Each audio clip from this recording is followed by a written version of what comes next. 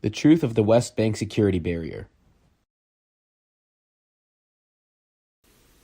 The original buildings of the barrier between Israel and the West Bank began in 2002, and it wasn't until 2015 that the construction of this barrier was concluded.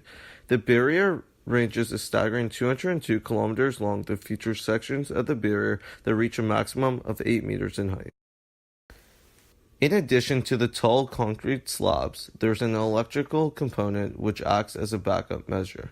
The last integral aspect of the barrier are watchtowers located throughout, where IDF soldiers reinforce the exceptional infrastructure and technological aspects of the barrier. Although not everybody knows, there is a history behind the barrier. The 70 suicide bombings that took place between 2000 and 2003, killing nearly 300 Israelis, is one major reason. The second is the spark of the Second Intifada, a spike in terrorist activity and guerrilla warfare tactics on the Palestinian side. This sparked from a couple of conflicts around the country, including the murder of an Israeli police officer and the visiting of Knesset member Ariel Sharon to the Temple Mount. The Second Intifada resulted in 1,100 Israeli deaths and 5,500 Palestinian deaths. The barrier in between Israel and the West Bank impacts the lives of the Palestinian people in three main ways. The first is that it makes it difficult to visit friends and family on the other side of the barrier. The second is that special permits are required to stay overnight at a location outside of their territory. And lastly, it negatively contributes to the economic hardships that Palestinians within the West Bank may experience.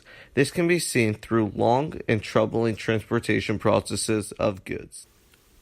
The barrier is so important to Israel and its citizens, and it is almost entirely based around security purposes.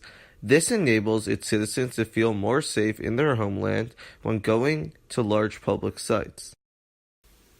Also, this is the best method to limit terrorists from killing innocent civilians within Israel. The final reason of importance to Israel is ensuring illegal weaponry does not enter the country. Here are three main reasons as to why this accusation is not a valid one. Israel is one of the more hated-on countries in the world, and others will find any reason to blame Israel for the hardships of the Palestinian people in the West Bank. If another country acted in a similar fashion, they would likely not be receiving such a high level of attention regarding the issue in the West Bank.